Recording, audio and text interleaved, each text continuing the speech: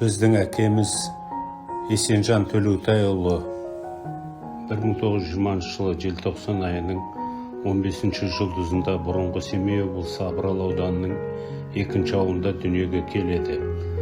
Алдында Игенбек, Айтқазы, Қадыржан есімді 3 ағасы болған. Иген атамыз 1920 жылдары жоғары білім алып Семей қаласында мұғалім болып жұмыс істеді. Қаланың ортасынан үй беріліп, 32 жылы Абралдан әке-шешесі мен кенже бауыры Есенжанды көшіріп алады. Әкеміз 7 класты бітіріп, Семей геология барлау техникумына түсіп, бұрғылаушы шебер мамандығын игереді. 18 жасында Жамбыл облысында экспедицияда жүргенде жарақат алып, оң аяғына протез киюге мәжбүр болады. Геология жайына қалады. Ол кезде білімді адамдар жетіспейтін. Әкемнің екі тілді жақсы меңгергенін және арнаулы орта білімін барын ескере отырып, сол кездегі Семей облыстық газеті корректор қызметіне алады. Біраз уақыт өткеннен кейін облыстық соттың азаматтық және қылмыстық істер жөніндегі хатшысы жұмысына ауыстырылады. 1942 жылдың жаз айында әкеміз Ақсуат аудандық комсомол комитетінің бірінші хатшысы болып тағайындалады. Заман ауыр. Соғыста ел қырылып жатыр. Ауыл малын, нанын, киімін майданға жіберіп, өздері тек паёкпен күндерін әрең көреді. Әкем жұмысына үлкен жауапкершілікпен қарап, партия мен үкіметтің тапсырмасын уақытында орындайды. Облыс бойынша Ақсуат алдағы аудандардың бірі болды. Оған құжаттар дәлел. 1943-44 жылдары жеңісті еңбегі үшін облыстық атқару комитетінің және облыстық комсомол комитетінің құрмет грамоталарына ие болады. КСРО жоғарғы советінің жарлығымен 45-46-47 жылдары 3 мәрте ерен еңбегі үшін медалімен марапатталады. 48 жылы Ленин комсомолының 40 жылдық мерейтойына орай соғыс жылдарындағы адал қызмет үшін сол кездегі ең жоғарғы марапат еңбек қызыл ту орденіне ие болады. 1945 жылы анамыз Гүлзада Құлжанқызымен отау құрады. 1949 жылы облыс басшылары Семей облысының комсомол комитетінің бірінші хатшы қызметіне сұнады. Ойда ештеңе жоқ, әке-шешем, Иген атамдар көшуге дайындалады. Не дейсің, бұйырса деген сөзді аталарымыз бекер айтпаған болар. Семейде бір азаматтар табылып, сонау Ақсуатта жүрген әкемнің үстінен облыстық партия комитетіне арыз жолдайды. Төлеутаев байдың баласы болған деп. Қазір ойлайым, біреудің сөзі мен көзі тиіп, аяқ астынан әкем осындай жағдайға душар болды. 2 жыл әуре сарсаңнан кейін әкем де ағасы да ақталып, әкемді Ақсуат аудандық жоспарлау комиссиясы төрағасы қызметіне сайлайды. Осы жерде мына бір құжатпен таныса кеткеніміз жөн болады. Заведующим отделом партийно-профсоюзных и комсомольских органов ЦК Компартии Казахстана товарищу Новикову, бюро Симпалатинского обкома КПК, от 3 ноября 1949 года мне и моему брату Төлеутаеву Қадыржану объявил выговор с занесением учетную карточку, а старшего брата Төлеутаева Игенбека исключил из рядов партии за скрытие социального происхождения и репрессии брата органам МВД в 1932 году. Мой брат Төлеутаев Игенбек подал апелляцию ЦК Компартии Казахстана. ЦК Компартии Казахстана проверил положение дел и восстановил Төлеутаева Игенбека в рядах партии, объявив ему выговор с занесением в учетную карточку только за скрытие репрессий брата органам МВД в 1932 году. Решение Бюро ЦК Компартии Казахстана от 14 марта 1950 года. Мы 3 брата Төлеутаевы родились от одной матери и от одного отца, поэтому не может же быть разного социального происхождения. У всех нас 3 социального происхождения крестьянин-середняк, так и оно указано в партдокументах при вступлении в партию. Поэтому прошу вас объяснить мне, что я и мой брат Төлеутаев Қадыржан при заполнении партийного документа нового образца должны ли руководствоваться решением Бюро ЦК Компартии Казахстана от 14 марта 1950 года или же решением Бюро Симпалатинского областного комитета Компартии Казахстана от 3 ноября 1949 года. Член КПСС Төлеутаев Есенжан. Көріп отырсыздар, мына құжат трагедияға ұштастыра жаздаған үлкен қиындықтардың куәгері. Тоқтамай қағаз жазып отыратын туысқандар әр уақытта да болған. Және оларды алыстан іздеп керек жоқ. Осы орайда ақын Хамбибі Есқарақызының Амантөлеевке арнап жазған мына шумақтары ойға оралады. Жарға біткен жантақты, жаннан кешкен нар жейді. Сабау қамшы, салт атты ел шетінде бар дейді. Оны мұны жинадық, ел тұйыққа тірелді. Ұлтандықты қимадық, сұлтан болып жүр енді. Ірісінде ұсағын айналдырдық қауымға. Жатқа ашылған құшағым, жарамады бауырға. Ақсуатта әкеміздің сыйлы болып, сұлтан болып жүргенін көре алмай кеткен болу керек.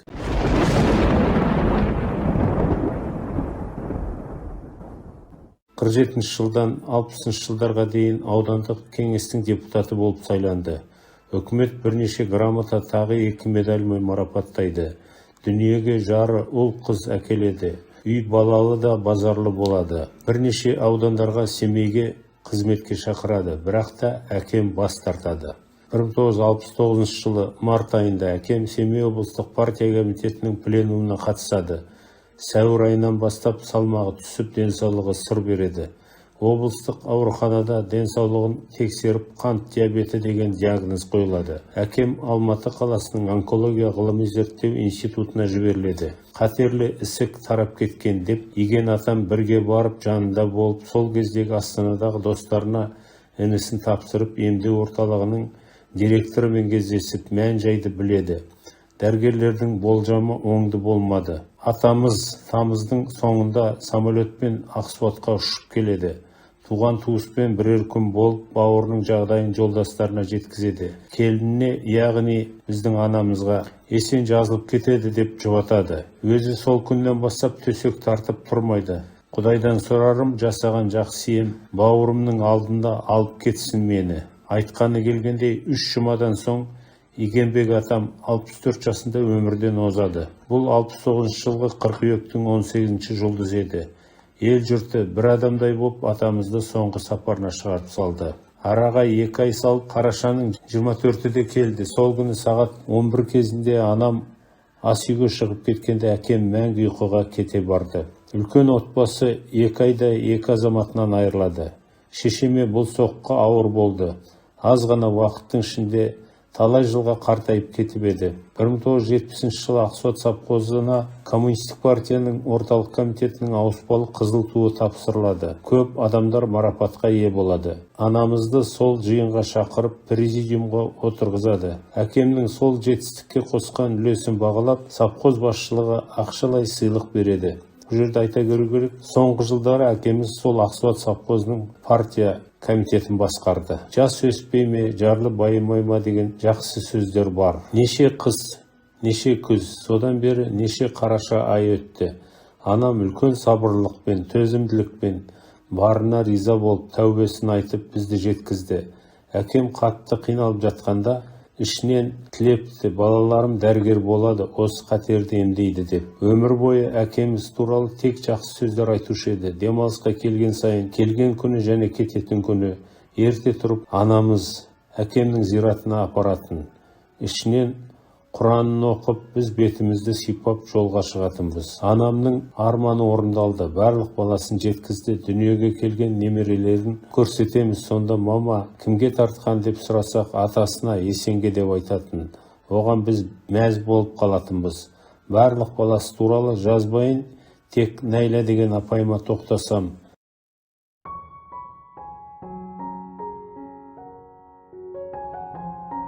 «1969 жылы 7 ноябрь митинг трибунасынан оқушылар атынан 13 жасар Найля сөз сөйледі. Әкеміздің төсек тартып жатқан кезі. Найля апамыздың сөзін саңғырлап тұрған репродуктордан әкеміз форточканы ашып тыңдап жатады. Бұл әкемнің жолдастарының әкемізге жасаған құрметі еді. Саяси өмірге ерте араласқан Найля апайым әкемнің жолын жалғастырып, алғашында мұғалім, кейіннен партия комитетінде қызмет жасады. Ақсуат ауылының атқару комитетінің төрайымы болды. Әкемнің кезіндегі әріптестерімен жиі кездесіп тұратын. Өзбекстан Компартиясы орталық комитетінің жоғары партия мектебіне түсіп, кейін Алматыға ауысып, КИМЭПті қызыл дипломмен бітіреді. Семей облысының әкімшілігінде, кейіннен қала әкімшілігінде нұсқаушы, ұйымдастыру және кадр бөлімінің басшысы болды. Жұмысқа мықты, нағыз патриот еді апайымыз. 56 жасына қарағанда 2011 жылдың 26 маусым күні ауыр дерттен қайтыс болды. Дүние мың қайырлып оралса да, анаңның ақ сүтінен болмайды артық. Гүлзада Құлжанқызы 1926 жыл туған, 1997 жыл қайтыс болды. Ұстаз, Ұлы Отан соғысының тыл ардагері. Гүлзада Құлжанқызы 26 жылы Жарма ауданының Бөке руднигінде жұмысшы шахтер Искак Құлжан мен Рахи Сайымбет қызының жанұясында дүниеге келді. 30 жылдардағы ашаршылық кезінде әкесі Құлжан жанұясымен Ресейдің Бийскі қаласына көшеді. Гүлзада Құлжанқызы 4 класс бастауыш орыс мектебінде білім алады. Орыс тілінде сауаты жоғары болды. Кейіннен 8 класты Бөке, Ақсуат мектептерінде қазақ тілінде бітіреді. 1943 жылы Семей облыстық оқу бөліміне қарасты бастауыш мектептің мұғалімдері курсынан білім алып, Ақсуат ауданының Ұланірге ауылында бастауыш мектебінде меңгеруші болып тағайындалады. 1945 жылы әкемізбен тұрмыс құрып, Ақсуат орта мектебіне мұғалім болып ауысып келеді. 1949 жылы Семей қаласының Мұхтар Әуезов атындағы педагогика техникумын бітіреді. Ақсуат орта және 8 жылдық мектептерінде бастауыш кластарына сабақ береді. Жалпы педагогикалық өтілімі 40 жылдан артады. Анамыздың оқушылары бүгінде еліміздің әр түкпірінде халық шаруашылығына, мәдениет пен спорт, білім мен денсаулық салаларына өзіндік үлес қосқан жандар. Әлі күнге дейін өздері жастары 70-тен асып кетсе де, ұстазымыз Галина Құлжановна деп аса бір үлкен ілтипатпен естерін алады. Ақсуат халқы ол кісіге керемет құрмет, қошемет көрсетіп пір тұтатын. Ұзақ жылғы абыройлы еңбегі елеусіз қалмай, Гүлзада Құлжанқызы көптеген марапатқа ие болды. Соғыс жылдарындағы қызметі үшін Кеңес одағының жоғары советі президиумының қаулысымен 1946 жылы Ұлы Отан соғысындағы еңбектегі ерлігі үшін медалімен, 1948 жылы бүкілодақтық Ленин комсомол орталық комитетінің құрмет грамотасымен, 1966 жылы Қазақ ССР халық ағарту ісінің озық қызметкері белгісімен, Лениннің 100 жыл жасына орай ерен еңбегі үшін ұлы жеңістің 30, 40, 50 жылдық мерекелік медальдарымен марапатталған. Гүлзада Құлжанқызы, жұбайы Есенжан Төлеутайұлы екеуі еліне елеулі қызмет жасап, алғыс пен марапатқа бөленіп жүрген аяулы ұл қыздарды дүниеге әкеліп білімін, тәрбиесін берген жандар. Бүкіл Ақсуаттың халқы анамызды Гүлтәте деп атап кетті. Мұның өзі де халықтың үлкен құрметінің белгісі. Осы эссенің авторы балалық үлкен сезіммен ұлың Мұхтарғазы. Ергөкке әлемге танытып жүрген мына бүгін Мақаншы жерінде мен досы Мақаншыға қонаққа келіп жатырмын. Кездесіп отырғаныма өз балаларымның үйіне Мейрашым менен Гүлнарашымның өте қуаныштымын қалқап. Қанатың талмасын, еңбегіңе жеміс тілеймін, жүрген жолыңа гүл бітсін. Қазақтың қазақ екенін танытқан әлгі бұрынғы өткен Сәкен ағаларың сияқты, Біржан Сал, Ақан Сері сияқты, Әміре сияқты Парижде жер дүр сілкіндірген. Осы атағың жер сілкіндіріп, қанатың талмай, еңбегің жемісті болып, қосағыңмен қосағар, әлиің өзі мамасына, папасына сай, апасы менен әкесіне қазақша Менің де осы үйде әлиім бар. Сол Әли ағасындай үлкен отлично оқысын, Әли ағасы отлично оқып жүр. Әли сияқты аттары әлемге әйгілі пайғамбар болсын.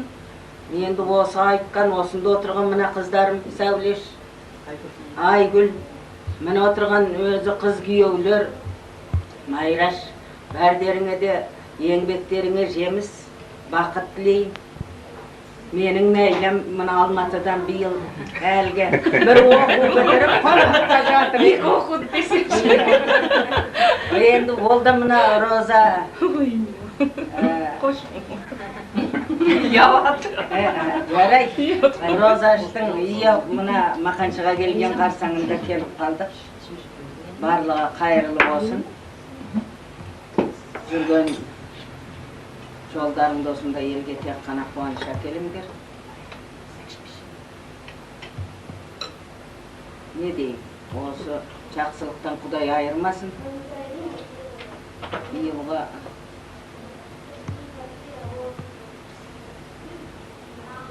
нешін жылы бақыт әкелсін, қойдай қоңыр жылды жақсы шығарып салды Қазақстан. Тихо. 3, 4. Как вы относитесь к присоединению Семипалатинской области к Восточному Казахстану? Я совсем отрицательно. Это в годы войны не было такого. До войны при царской России тоже не было. Семипалатинск оставался казахским городом и остается и будет. Да. Спасибо. Сонда Бақытгүлдің әжесі айтатын. Құдағым, қарап отырсам, бәрі әшейін осы жайылып жастық иіліп төсек, біреу ыдысыңды жуып жатыр, біреу тамағыңды пісіріп жатыр.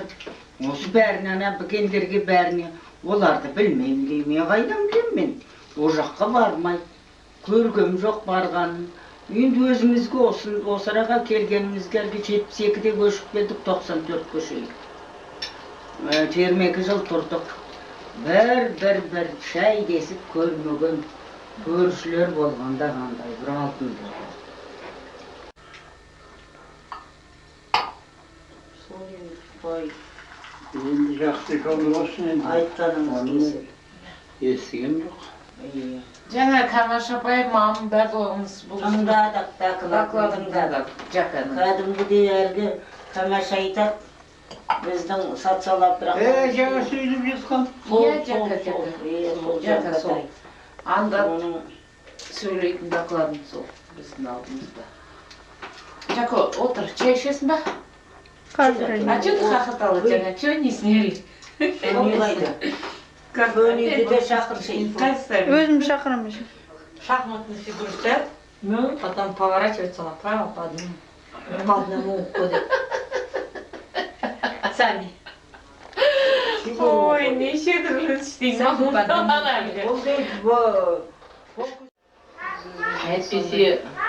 Әйтпесе ешкім жоқ қой. Абсолютно, пәленбай. Баяғыда біз әлгі бірімізден соң біріміз мелешқа түсіп жатырмыз ғой. Сонда айтады мама, бұл блатная женщина. Бір танысы бар, мама үйге келіп айтады дейді. Таныстарыңыз бар ғой, біздің баламыз. Может бар ғой? Иә. Галина Кужановна, у вас, наверное, там в институте дилер работает. Никакого дилера. Мои самые старшие, вот кого вы здесь видите. Старше нет, никого нет. У нас медиков вообще не было. Я говорю, не может быть. Все говорят, что у вас там профессором работает дилер. Ладно, дай вот.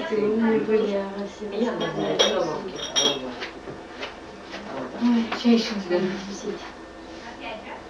Чай ішіңіз. Мейрамға тастайды енді. Өкпе жоқ. Келгендеріңізге көп рахмет. Мейрам, сен өзің айттың ба? Айтты.